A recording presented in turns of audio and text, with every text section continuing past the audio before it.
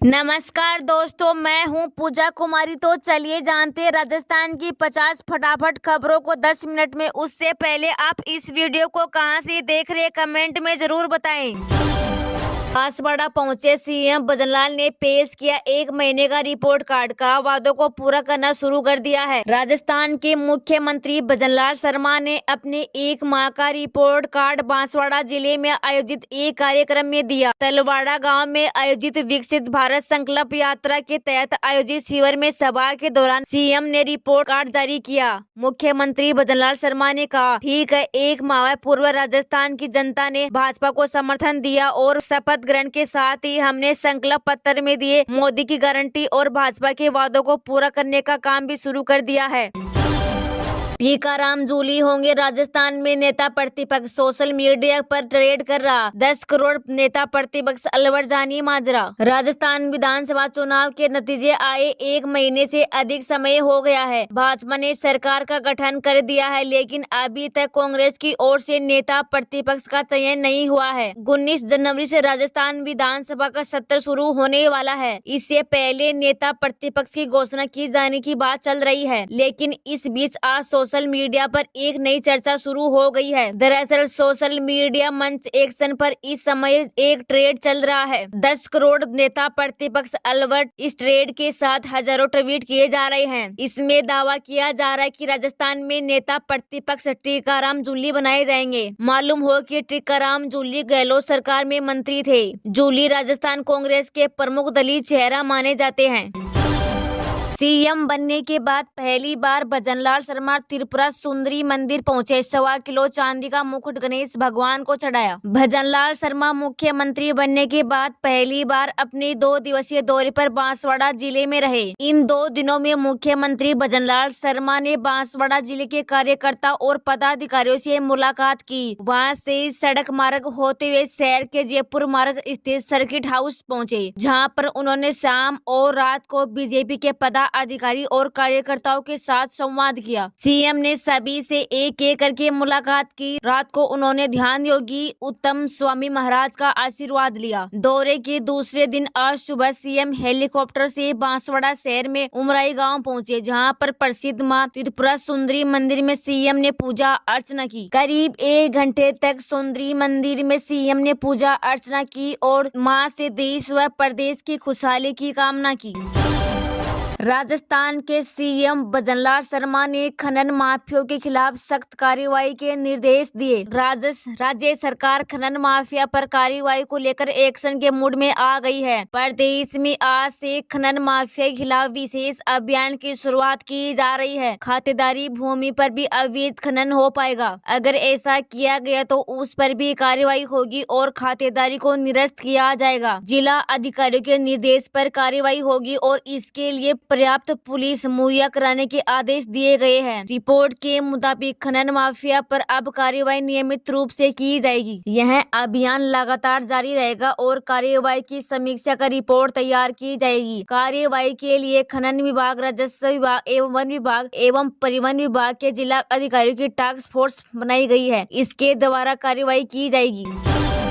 PM किसान योजना की 16वीं किस्त का इंतजार कर रहे हैं तो पहले पूरे कर ले आप ये काम, नहीं तो रह जाएंगे देखते। देश की केंद्र सरकार किसानों के लिए कई ऐसी योजनाएं चलाती है जिसका फायदा सीधे आर्थिक तौर पर किसानों को होता है। ऐसे में एक योजना है प्रधानमंत्री किसान सम्मान निधि योजना। इस योजना के तहत पात्र किसानों को प्रति वर्ष 6,000 रुपए मिलते हैं, वो भी 3 किस्तों में। ऐसे में किसानों को अब तक 15 किस्तें मिल चुकी है और 16वीं किस्त का इंतजार कर रहे हैं जो फरवरी या मार्च में किसानों को मिल जाएगी। ऐसे में आप भी पात्र है तो, लेकिन आपने अगर ये गलतियां की है तो जानते हैं उनके बारे में। अगर आपने भूमि अभिलेखों का सत्यापन नहीं करवाया है, इसके अलावा ई-केवाईसी नहीं करवाया और अगर आवेदन पत्र में त्रुटियां की है तो किस्त अटक सकती है। इतना ही नहीं, बैंक में अगर खाते की जानकारी भी सही नहीं दी है तो किस्त अटक सकती है। दरअसल किसानों 16वीं किस्त का बेसब्री से इंतजार कर रहे हैं। अभी तक इसे लेकर कोई आधिकारिक जानकारी सामने नहीं आई है, लेकिन मीडिया रिपोर्टर्स की माने तो यह किस्त फरवरी मार्च में जारी हो सकती है। पीएम किसान की 16वीं किस्त जारी करने से पहले सरकार ने किसानों के लिए एक एडवाइजरी जारी की है। इसके मुताबिक 16वीं किस्त के 2,000 रुपए उन्हीं किसानों के खाते में आएंगे जिन्होंने ये 4 काम पूरे कर लिए हैं। अगर आप भी इसकी अग्रिम किस्त का लाभ पाना चाहती है तो दिए गए स्टेप्स को जरूर फॉलो करें।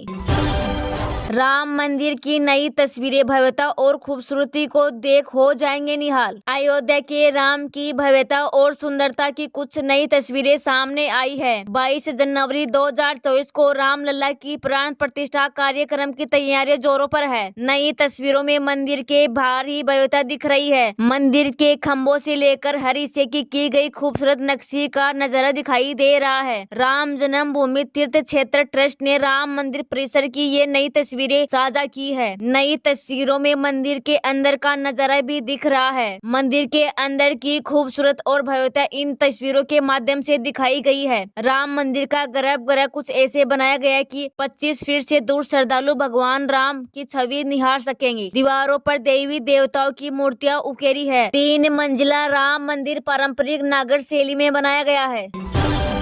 राजस्थान में मिशन 25 में जुटी बीजेपी, आज मोर्चों की होगी बड़ी बैठक, 3 बड़ी बैठकें कर चुकी। भारतीय जनता पार्टी राजस्थान में मिशन 25 को सफल बनाने के लिए पूरी तरह जुट गई है। प्रदेश में 3 बड़ी बैठकों के बाद अब अपने हरावल दस्तों यानी सभी 7 मोर्चों के जरिए समाज के सभी वर्गों तक पकड़ बनाने का काम शुरू करेगी। इसके लिए बीजेपी मोर्चों पदाधिकारियों की मंगलवार सुबह 11 बजे 1 दिवसीय महामंथन बैठक होगी। इसके अलावा दीवारों पर नारों स्लोगन से चुनावी माहौल तैयार करेंगे। भाजपा राजस्थान में विधानसभा चुनाव में फतह हासिल करने के बाद अब लोकसभा चुनाव की तैयारी में जुट गई है। भाजपा लोकसभा चुनाव की तैयारी को लेकर हाल ही राजस्थान में 3 बड़ी बैठकें कर चुकी है।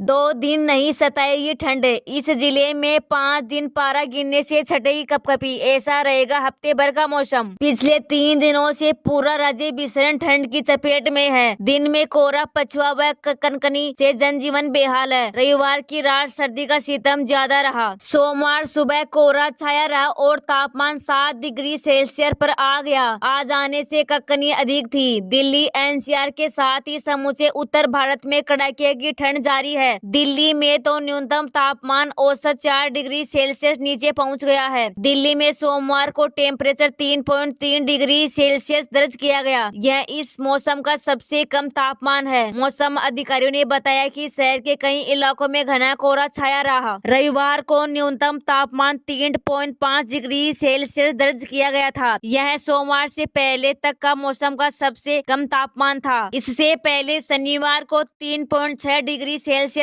और शुक्रवार को 3.9 डिग्री सेल्सियस न्यूनतम तापमान दर्ज किया गया था। घने कोहरे के कारण ट्रेन से लेकर विमान सेवाएं प्रभावित हो रही है। घने कोहरे के कारण पिछले 1 सप्ताह से लगातार औसतन 25 ट्रेनें अपने निर्धारित समय की देरी से चल रही है। 15 जनवरी को घने कोहरे के कारण देश के विभिन्न हिस्सों में दिल्ली आने वाली 18 ट्रेनें देरी से चल रही है। सोमवार को दिल्ली एयरपोर्ट पर आने वाली 5 उड़ानों के मार्ग में सुबह खराब मौसम के कारण परिवर्तन आ गया।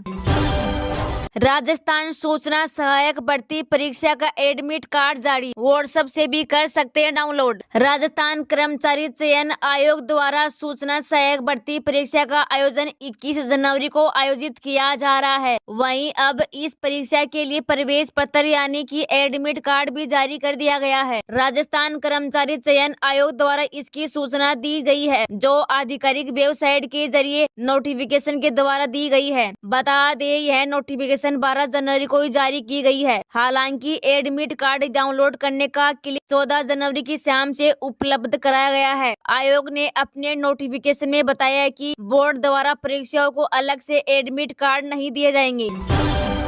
थोक महंगाई 9 महीने के उच्चतम स्तर पर दिसंबर में बढ़कर 0.73% पहुंची। वजह खाने पीने के सामानों के दाम बढ़ना। भारत की थोक महंगाई दिसंबर में बढ़कर 0.73% पहुंच गई है। यह महंगाई का 9 महीने का उच्चतम स्तर है। मार्च में महंगाई 1.34% रही थी, वहीं नवंबर में यह 0.26% और अक्टूबर में 0.52% रही। खाने पीने की सामानों की कीमतें बढ़ने से महंगाई बढ़ी है। खाद्य महंगाई दर नवंबर के मुकाबले 5.39% रही। रोजाना जरूरतों के सामानों की महंगाई दर 4.76% से 5.78% बढ़कर रही। ईंधन और बिजली की थोक महंगाई दर 4.61 से बढ़कर 2.41 रही। मैन्युफैक्चर्ड प्रोडक्ट्स की महंगाई दर 0.34% से घटकर 0.79 रही। इससे पहले 12 जनवरी को सरकार ने रिटेल महंगाई के आंकड़े जारी किए थे। इसके अनुसार भारत की